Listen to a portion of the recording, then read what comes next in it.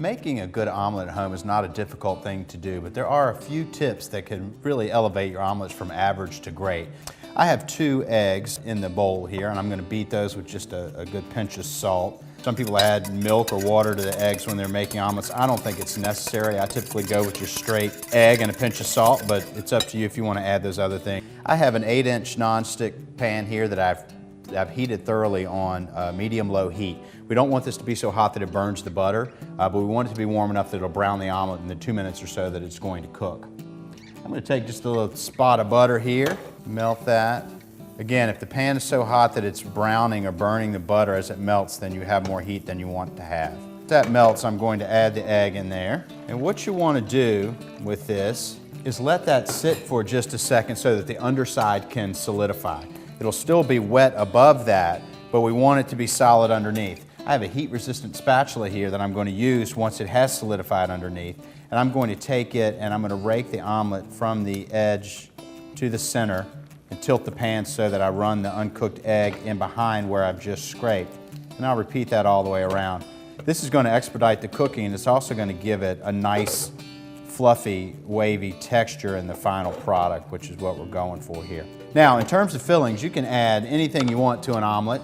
Some things you want to add cooked and some uncooked. I have some mushroom I'm going to add today, and also Swiss cheese. So just the cheese raw, obviously, and I've already sauteed this for just a couple minutes because I don't want to have raw mushroom in there. It's really not going to have time to cook through inside of the omelet. So I'm going to take a couple strips of cheese. When I am using cheese in my omelets, I like to put them in first so they have a little time to melt. And I'm running it right down the middle. You can make the omelet with all the ingredients on one side and do a simple fold over, but I think the very best omelets are where you put the ingredients down the center and fold in either edge. I'm going to also take a little bit of the mushroom and put it inside. You know, the minute or two that it spins inside the omelet will heat it through again, which is great.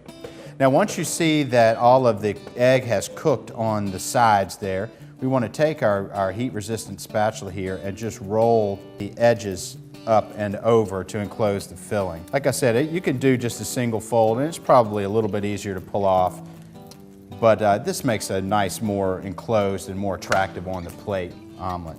After this has had 30 or 40 seconds to brown and to melt the cheese through, I'm going to take it to the plate. And what I like to do is we have these 2 folds here, and you can see some of the filling, which isn't quite as attractive as it is if you flip it over. So if you take the omelet down to the plate like this, and then as you plate it, you roll it over, you get a much nicer, more enclosed, sort of a folded look, as I mentioned, an airier omelet there with a nice golden brown. Set off with a little bit of diced tomato, and there you have a simple omelet.